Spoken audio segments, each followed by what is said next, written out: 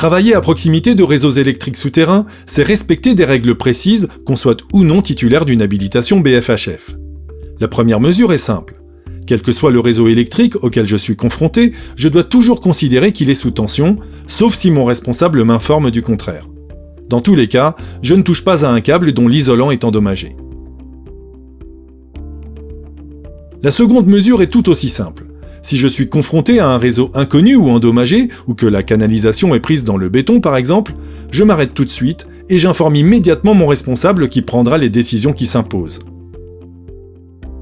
J'ai une habilitation BFHF, je suis sous la responsabilité du chargé de chantier BFHF. Il m'a désigné pour réaliser les opérations spécifiques couvertes par mon habilitation.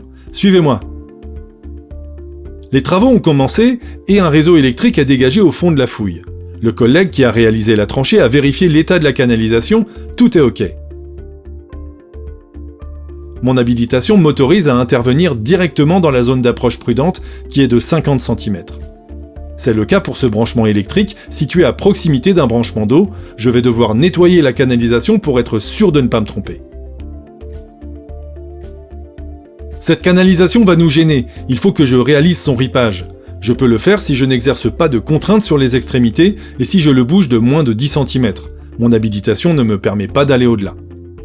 Si les travaux nécessitent de dégager des canalisations situées sous ces câbles électriques, je vais devoir les maintenir en place en effectuant un soutènement.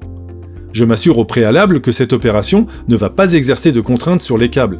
Je vais utiliser des chevrons et des sangles textiles ou un matériel équivalent, ne risquant pas de blesser les câbles. Attention, si ce sont des câbles HTB, plus de 50 000 volts, c'est l'exploitant qui, après avoir été contacté, donnera ses instructions.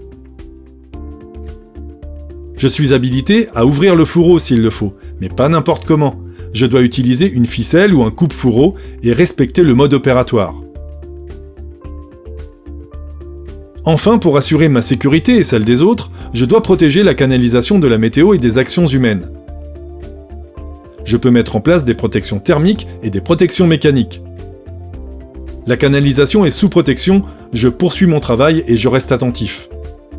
Si dans la poursuite de mon travail il y a risque de détériorer l'isolant d'un câble, je dois m'arrêter et voir avec mon encadrant les mesures à prendre.